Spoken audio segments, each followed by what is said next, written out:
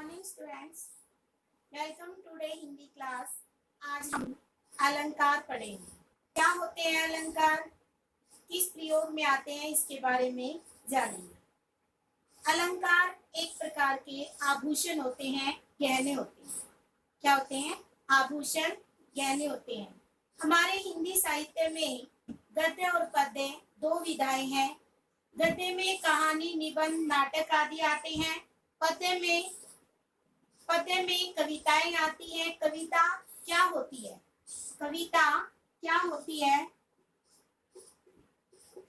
कविता किसी दृश्य को देखकर मन में आए विचारों को लयबद्ध तरीके से गा देना कविता कहलाता है। क्या बताया मैंने? किसी दृश्य को देखकर लयबद्ध तरीके से, किसी दृश्य को देखकर मन में आए विचारों को लयबद्ध तरीके से गा देना कविता कहलाता है। अब कविता की रचना कैसे की जाती है? कविता के लिए हमें छंद, अलंकार और रस की जरूरत पड़ती है।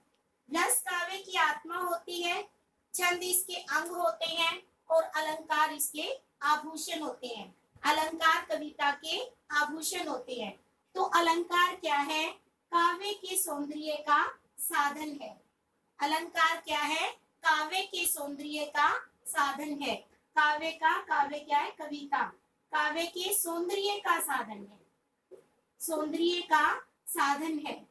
अलंकार मैंने आपको बताया क्या होते हैं कि गहना एक प्रकार का आभूषण होते हैं।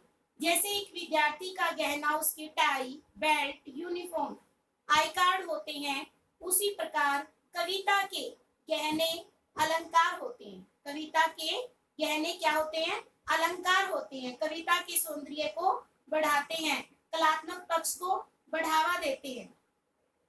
तो देखेंगे हम अलंकार, जैसे कि एक स्त्री अपने आप को सुंदर दिखाने के लिए गहनों को धारण करती है।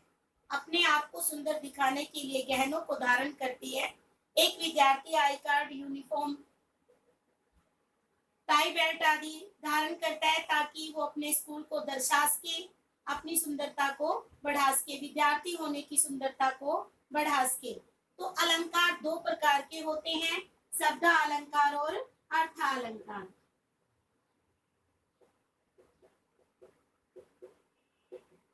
शब्द अलंकार और दूसरा है अर्थ अलंकार।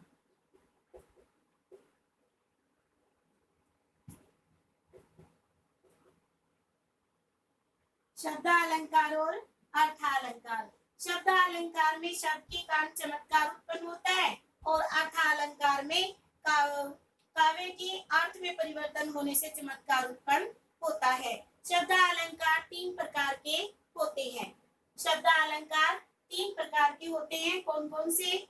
अनुप्रास, यमक और श्लेष। अनुप्रास, यमक और श्लेष। अनुप्रास अलंकार क्या होता है? एक ही वर्ण की जब दो या दो से अधिक बार आवृत्ति होती है तो वहां पर अनुप्रास अलंकार होता है।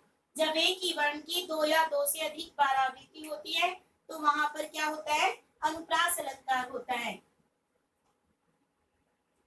एक वर्ण की दो या दो से अधिक बार आवृत्ति होती है, दो या दो से अधिक बार किसकी? वर्ण की आवृत्ति होती है तो वहां पर क्या होता है? अनुप्रास अलंकार होता है। जैसे कि चारू चंदर की चंचल किरणें, चारू चंदर की चंचल किरणें खेल रही है जल थल में। खेल रही है जल थल में। खेल रही है जल थल में। तो क्या है? यहाँ पर छह वर्ण की बार बार आवृत्ति के कारण कौन सा अलंकार है? अनुप्रास अलंकार है। कौन सा अलंकार है? अनुप्रास अलंकार है। चारू चंदर की चंचल किरणें खेल रही हैं जल थल में, तो कौन सा अलंकार है इसमें? अनुप्रास अलंकार। तो रघुपति राघव राजा राम, पतित पावन सीताराम। रघुपति राघव राजा राम, पतित पावन सीताराम। रह जयवंत की आवृत्ति के कारण कौन सा अलंकार है इसमें? अनुप्रास अलंकार है। कौन सा अलंकार है? अनुप्रास अलंकार है। पोथी पढ़ी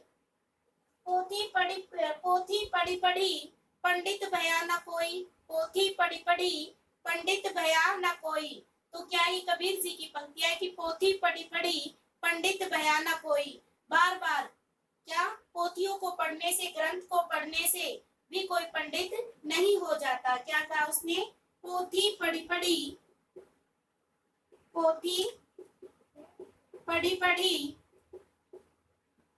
पोथी पढ़ी पंडित भया न कोई,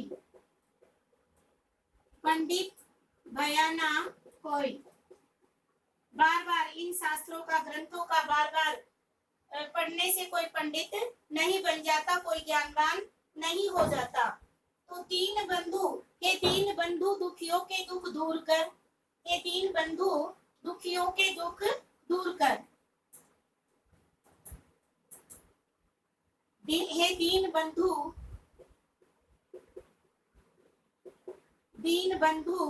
दुखियों के दुख दूर कर, दुखियों के दुख दूर कर।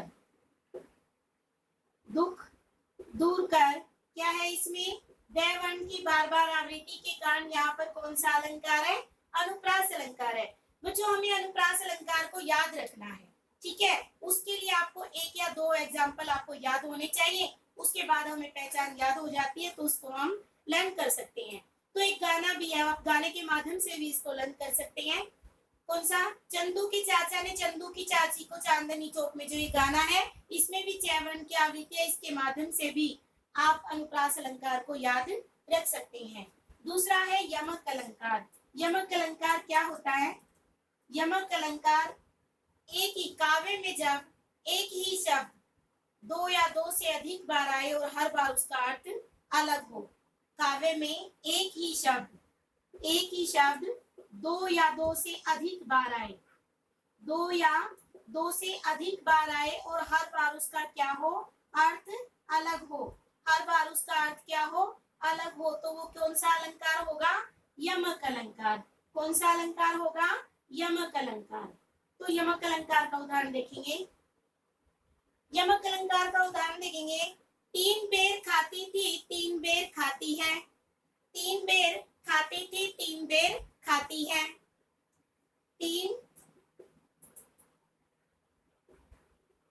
3 बेर खाती थी 3 बेर खाती है। क्या है ये पंक्तियां? रानी पद्मावती के बारे में है। किसके बारे में है? रानी पद्मावती के बारे में ये लाइनें हैं कि बेर का, एक बेर का अर्थ है, एक बेर का अर्थ है बार से और दूसरे बेर का अर्थ है कंदमूल से, दूसरे बेर का अर्थ है कंदमूल से। तो जो रानी दिन में 3 बार भोजन करती थी, ये पंक्तियां रानी पद्मावती के बारे में है। ये पंक्तियां पद्मावती के बारे में है। तो ये पंक्तियां रानी पद्मावती के बारे में है क्या? कि जो रानी चित्तौड़ के राजा के यहाँ जब कैद हो गई थी, चित्तौड़ के राजा के यहाँ जब कैद हो गई थी, तो वो दिन में, जो रानी दिन में 3 बार भोजन करती थी, चित्तौड़ के राजा के यहाँ कैद होने के बाद वो केवल 3 कंदमूल खाकर ही गुजारा करती थी। बेर का क्या? कंदमूल क्या होता है? एक प्रकार का फल होता है। क्या होता है? एक प्रकार का फल होता है। क्या होता है? एक प्रकार का फल होता है। बेर, कंदमूल एक प्रकार का फल होता है। तो बार शब्द के 2 बार आया बेर शब्द और दोनों बार उसका अर्थ अलग अलग है। एक बेर का अर्थ है बार और दूसरे का अर्थ है कंदमूल। तो क्या कि जो रानी चित्तौड़ के राजा, ये मलिक मोहन जायसी का पद्मावत ग्रंथ है, मलिक मोहन जायसी का पद्मावत ग्रंथ है। तो इसमें पद्मावत में रानी जो चित्तौड़ के राजा के यहाँ कैद हो जाती है उसके बारे में बताया गया है। और देखेंगे आगे।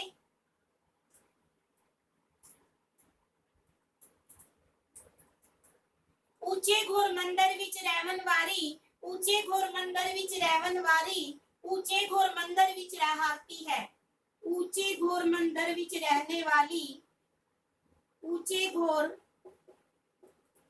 मंदिर विच रहन वाली,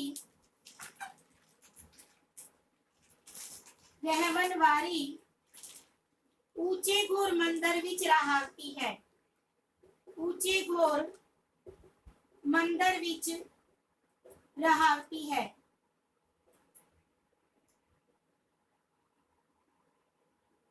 रहावती है क्या है? यहाँ पर मंदिर शब्द 2 बार आया है। ये भी रानी पद्मावती के बारे में है ये लाइनें कि ऊंचे घोर मंदिर विच रहन वाली, ऊंचे घोर मंदिर विच रहावती है। मंदिर शब्द के 2 अर्थ हैं। मंदिर शब्द के 2 अर्थ हैं। एक मंदिर का अर्थ है आलीशान महल, एक मंदिर का अर्थ है आलीशान महल, और दूसरे मंदिर का अर्थ है काल कोठरी, ऊंची बड़ी बड़ी दीवारों वाली काल कोठरी, काल कोठरी। तो कहते हैं कि जो बड़े बड़े ऊंचे घोर महलों में, बड़े बड़े महलों में, आलीशान महलों में रहने वाली रानी पद्मावती, जो रानी पद्मावती ऊंचे बड़े बड़े महलों में रहती थी, अब वो बड़ी बड़ी काली कोठरी के अंदर कैद हो गई है, बड़ी बड़ी दीवारों वाली काली कोठरी के अंदर कैद हो गई है। तो क्या है ये? यमक अलंकार है। मंदिर शब्द के 2 अर्थ हैं।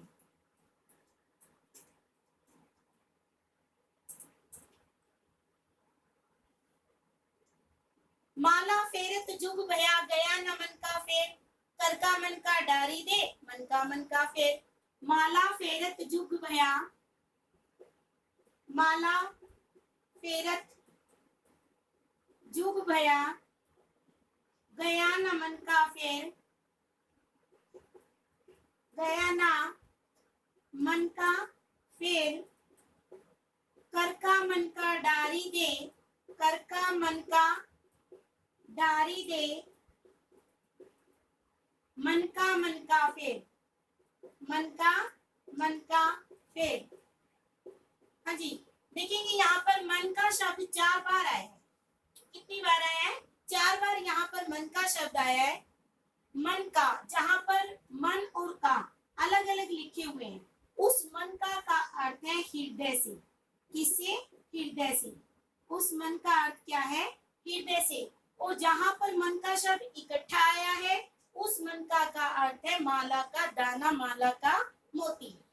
तो उसका अर्थ क्या है? माला का मोती, माला का दाना। की कहना क्या चाहते हैं कि इस माला को जपते जपते जुग बीत गए, लेकिन मन का फेर जो था, मन के अंदर जो विचार थे, वो अभी तक समाप्त नहीं हुए हैं।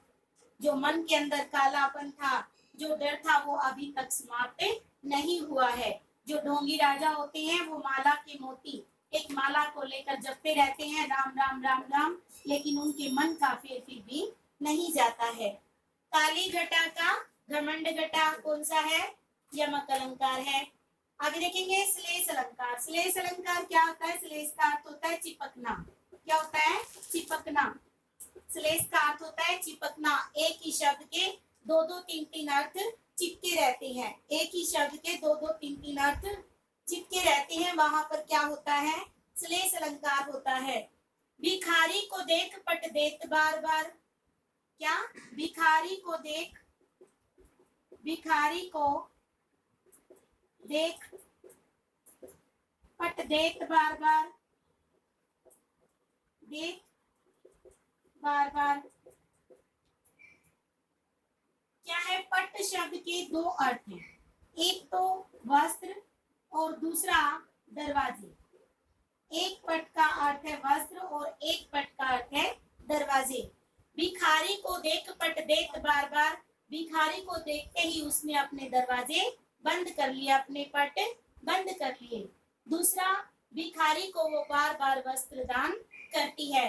क्या बताया मैंने? कि भिखारी को देखकर वो बार बार अपने दरवाजे बंद कर लेती है। और दूसरे पट का अर्थ क्या बताया? कि वो भिखारी को बार बार दान देती है। क्या देती है? दान, वस्त्र दान करती है। आगे देखेंगे। रहीमन गति दीपक की, रहीमन गति दीपक की कुल कपूत होए। रही मन गति दीपक की रहीमन गति दीपक की कुल कपूत होए,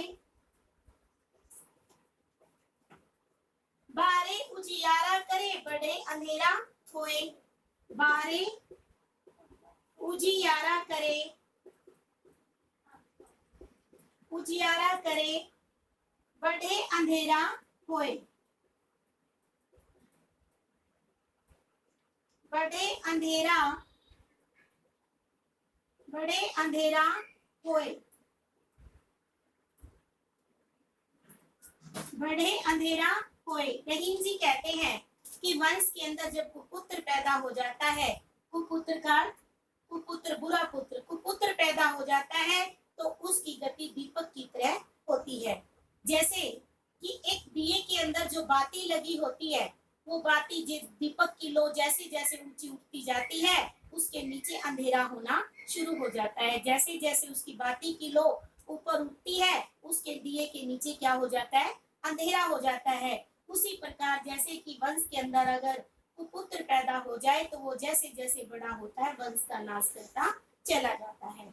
आगे देखेंगे, मधुवन की छाती को देखो सूखी इसकी कितनी कलियां, मधुवन की छाती को देखो सूखी इसकी कितनी कलियां। तो कलियां शब्द के क्या है, दो अर्थ हैं।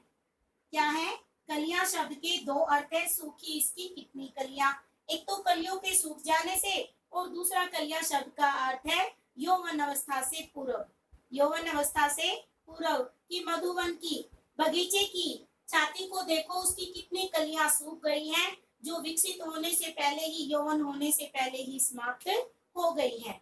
तो यहाँ पर भी कलियां शब्द के दो अर्थ आए हैं।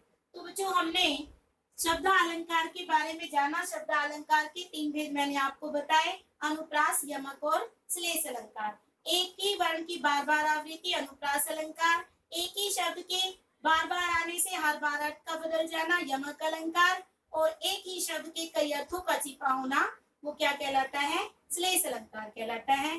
तो कल बच्चों हम अर्थालंकार के बारे में पढ़ेंगे। धन्यवाद।